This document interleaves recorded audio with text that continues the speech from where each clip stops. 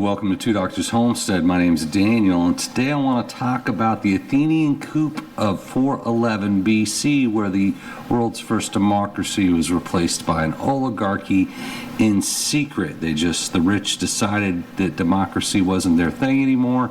They wanted to replace democracy, and they sort of almost pulled it off. So before we jump into that, I have Thucydides, History of the Peloponnesian War.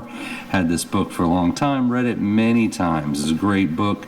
Thucydides could be described as the first historian ever. So on the back of the book it says, written 400 years before the birth of Christ, this detailed contemporary account of long life and death struggle between Athens and Sparta stands an excellent chance of fulfilling the author's ambitious claim. The conflicts between the two empires over shipping trade and colonial expansion came to head in 431 BC in northern Greece, and the entire Greek world was plunged into 27 years of war. It was a 27-year-long civil war. Thucydides applied a passion for accuracy and contempt for myth and romance, and compiling this exhaustive factual record of the disastrous conflict that eventually ended the Athenian Empire. So interesting history. I've always been a student of Greek history. When you look at things like philosophers, democracy itself, as said, Athens was the first democracy the world had ever seen.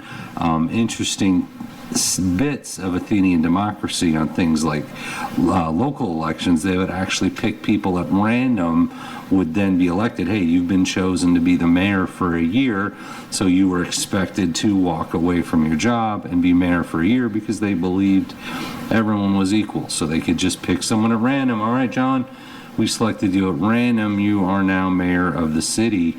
Good luck, buddy. So everyone believed heavily in public service. It was an interesting time for democracy, not something you see nowadays. But Athenian democracy, so Athenian coup, right? I want to talk about oligarchies. I want to talk about coups that happened throughout history. But I want to give some background right first. We talk about the Peloponnesian War. Sparta at the time was an oligarchy. They had 3 kings, 10,000 families.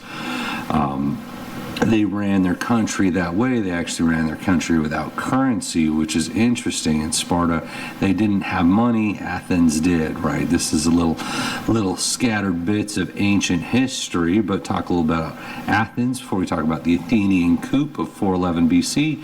In the classic period, Athens was a center for arts, learning, and philosophy, the home of Plato, Plato's Academy, Aristotle's Lyceum. Athens was the birthplace of Socrates, Plato, Pericles, Shtf, Sophocles, and many other prominent philosophers, writers, and politicians of the ancient world, widely referred to as the cradle of Western civilization and the birthplace of democracy, largely due to the impact of its cultural and political achievements during the 5th and 4th century BC, which is 500 years BC, as the rest of the then known European continent. So the city of Athens itself, or more commonly and singularly, during the classic period, ancient Greece, 480 BC to 323 BC, was a major urban center of the notable polis city-state of the same name, located in Attica, Greece, leading the Delian League in the Peloponnesian War against Sparta and the Peloponnesian League.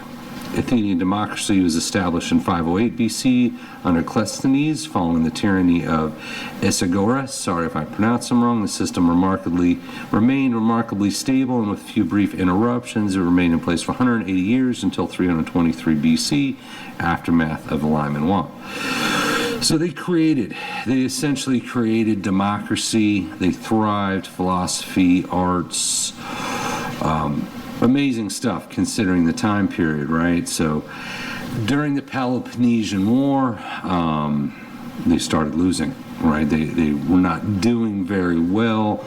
They were broke, and I'll read a statement from the book from Thucydides, saying, in the wake of the financial crisis caused by the failed Sicilian expedition of the Athenian military, in 413 BC, some high-status Athenian men who disliked the broad based democracy of the city-state for a long time, sought to establish an oligarchy of the elite. They believed they could manage foreign, fiscal, and war policies better than the existing government. The movement toward oligarchy was led by a number of prominent and wealthy Athenians who held positions of power in Athenian army of Samos in coordination with Alcibiades.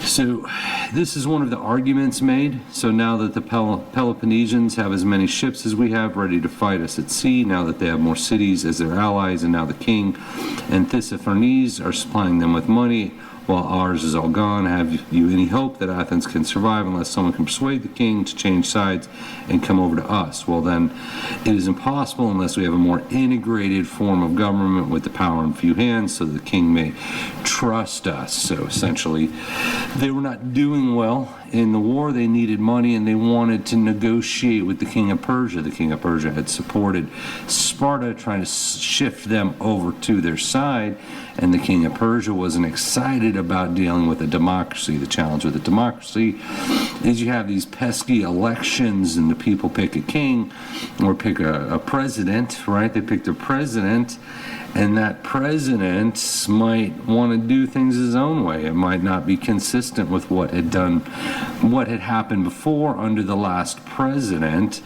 and foreign powers aren't too happy with that. How can we make long-term peace negotiations when y'all keep changing your mind, changing directions every few years? So it was very inconvenient for the ruling class to have to continue to play along every time a new person was elected, right? So that's when they came together. They called it the 400. So the 400, you could say ruling families, but it was really 100 people then chose 3 people each, and that became the 400.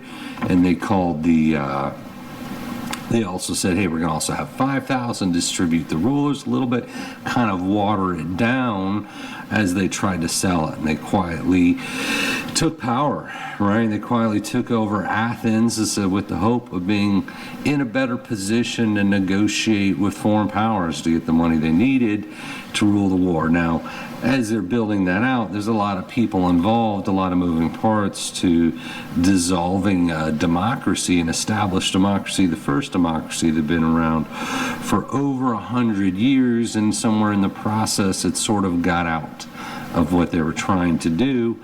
And it didn't end well, right? They did get discovered, they did get defeated, the original 400, but it is interesting learning about history, looking back, what happened in Athens, what happened to the first democracy.